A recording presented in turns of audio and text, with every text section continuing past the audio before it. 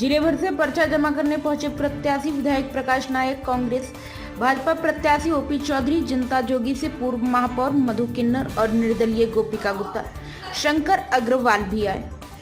आसन विधानसभा चुनाव 2023 के मद्देनजर रायगढ़ जिले के तमाम प्रत्याशी आज दोपहर करीब 1 बजे अपना पर्चा जमा करने कलेक्ट्रेट रायगढ़ में स्थित निर्वाचन कार्यालय पहुंचे। ध्यान देने योग्य बात यह है कि छत्तीसगढ़ विधानसभा 2023 के अंतर्गत अभ्यर्थियों को नामांकन पत्र प्राप्त करने और जमा करने की अंतिम तिथि 30 अक्टूबर सोमवार सुबह 11 बजे से दोपहर 3 बजे तक तय है। इसे ध्यान में रखते हुए जिले के चारों विधानसभा सीट से विभिन्न प्रत्याशी बड़ी संख्या में पर्चा दाखिल करने कलेक्ट्रेट पहुंचे।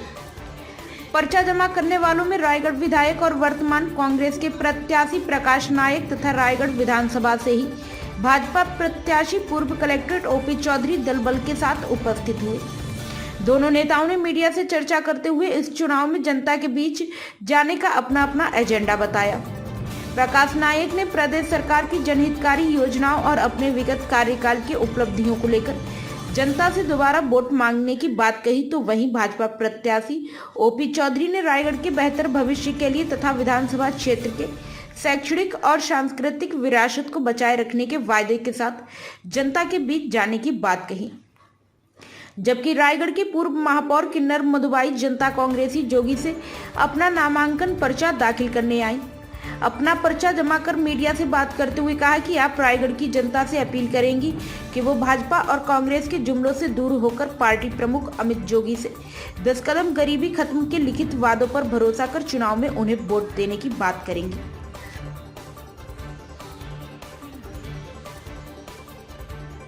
मैंने नामांकन दाखिल किया है। उस दिन आया था, उस दिन जो शुभ मुहूर्त था उसके थोड़ा सा विलम्ब हो गया, मैं इसलिए फॉर्म नहीं डाला। मैं आज मैंने नामांकन दाखिल किया है और अभी नामांकन दाखिल करके निकल रहा हूँ। क्या मुद्दे रहेंगे भैया आपके? हमारे मुद्दे स्पष्ट हैं। हम लोग सरकार की योजनाओं पर हम लोग जनता के बीच जाएंगे, चाहे वो धान की बात हो, चाहे वो भूमिहीन कृषक मजदूर योजना की बात हो, चाहे वो शिक्षा की बात हो, चाहे वो स्वास्थ्य की बात हो, चाहे वो हमारे गोठान की बात हो। हम इन सब मुद्दों लेकर जनता के बीच जाएंगे। मुकाबला किस तरीके से देखते हैं जी? रायगढ़ विधानसभा के लिए नया क्या रहेगा? रायगढ़ विधानसभा के लिए नया क्या रहेगा? रायगढ़ विधानसभा में मैंने पिछले 5 साल में बहुत सारे काम करवाए हैं, लेकिन जो काम मुझे लगता है कि अधूरा रह गया वो रिंग रोड है, उसे मैं पूरा कराऊंगा। मुख्यमंत्री लगातार घोषणा कर रहे हैं कर्ज माफी की। अभी केजी से लेकर के पीजी तक की पढ़ाई की मुफ्त की घोषणा भी की है। कितना फायदा मिलेगा, क्या लगता है? देखिए, मैंने पहले ही कहा कि हम लोगों ने पीजी से पीजी तक का कर्ज शिक्षा का माफ़ किए हैं। हमारे बच्चे अच्छी शिक्षा कर पाएंगे, प्राप्त कर पाएंगे, ये मुझे लगता है। लेकिन ये व्यवस्था तो पहले से ही है, केजी से लेकर पीजी से कभी शिक्षा मुफ्त ही मिल रही है मेरे ख्याल से। इसमें पीजी तक शिक्षा मुफ्त नहीं मिल रही थी, वो 12वीं क्लास तक था, उसके बाद में फीस लगता था।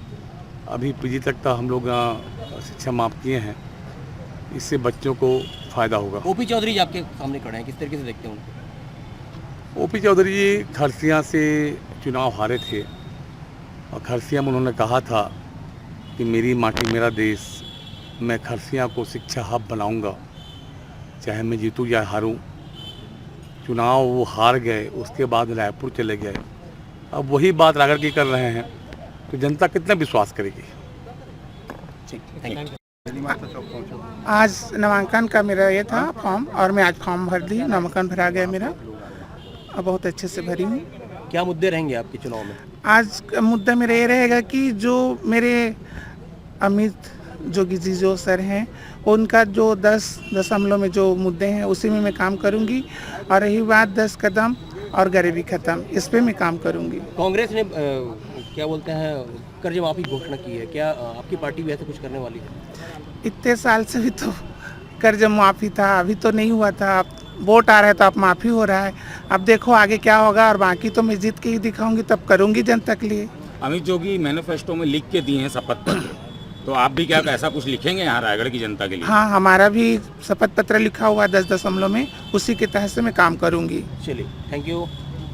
रायगढ़ विधानसभा क्षेत्र के लिए पार्टी के निर्देशानुसार मैं आज नामांकन दाखिल किया हूं और रायगढ़ के एक बेहतर भविष्य के लिए रायगढ़ नई ऊंचाइयों पर पहुंचे, रायगढ़ का ऐतिहासिक सांस्कृतिक गौरव, यहाँ की शैक्षणिक विरासत एक नई ऊंचाई पर पहुंचे, उसके लिए एक विजन के साथ, एक रोड मैप के साथ काम करने के लिए मैं प्रतिबद्धता के साथ आया हूं और निश्चित रूप से रायगढ़ क्षेत्र के लोग मेरे को आशीर्वाद प्रदान करेंगे।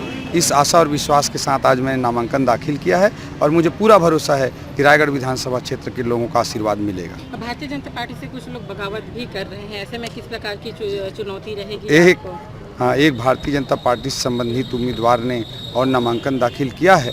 हम सब लोग उनसे निवेदन कर रहे हैं कि पार्टी के साथ आएँ, वो सहयोग करें और सब मिल करके एक अच्छा काम करना चाहते हैं। हम निवेदन किए हैं। जनता के बीच में जा रहे हैं, आपको कैसा फीडबैक मिल रहा है? हाँ, मैं प्रत्येक ग्रामीण क्षेत्र में लगातार जा रहा हूँ, शहरी क्षेत्र में जा रहा हूँ, सभी जगह जा रहा हूँ।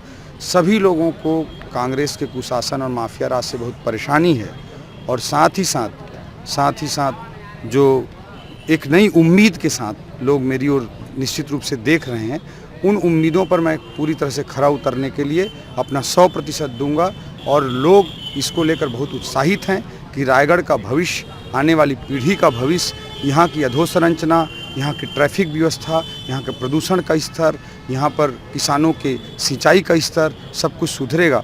जो ग्राम पंचायत दूसरे ज़िले में चले गए हैं, उनके अधिकार की लड़ाई को मैं लड़ूंगा। इस आशा और विश्वास के साथ मेरी ओर देख रहे हैं और मैं निश्चित रूप से इसके लिए अपना 100% दूंगा। रायगढ़ विधानसभा में क्या नए मुद्दे रहेंगे इस बार? मैंने बताया कि आज देखिए हर जगह कमीशन खोरी है। मैंने खुलेआम मैं हर मंच से ऐलान कर रहा हूँ कि मैं 1 रुपये का कमीशन खोरी नहीं करूँगा। दूसरा जो महत्वपूर्ण विषय है कि रायगढ़ में पिछले 5 सालों में विकास शून्यता की स्थिति रही है। जो थे विकास काम वो भी ख़त्म होते जा रहे हैं। KIT इंजीनियरिंग कॉलेज समाप्त प्राय होने की स्थिति में पहुंच गया है। मेडिकल कॉलेज डेटोरिएट हुआ है। जो रायगढ़ से घरघोड़ा सड़क है उस पर हम लोगों को पदयात्रा भी करना पड़ा। 50 किलोमीटर की दूरी को तय करने में 5 घंटे का समय लग जाता है। रिंग रोड यहाँ शहर के लिए कितना ज़रूरी है, ट्रैफिक व्यवस्था और प्रदूषण के स्तर दोनों को सुधारने के लिए, उस पर भी कोई काम नहीं हुआ। इन सारे विषयों को लेकर केलो नदी के डैम का पानी किसानों के खेत तक नहीं पहुँचा। सरिया क्षेत्र के जो गाँव हैं वो रायगढ़ में रहना चाहते थे, उनको जबरन सरंगढ़ विलायगढ़ जिला में जोड़ दिया गया। इन सारे मुद्दों को लेकर हम जनता के बीच जा रहे हैं और जनता का भरपूर आशीर्वाद मिल रहा है।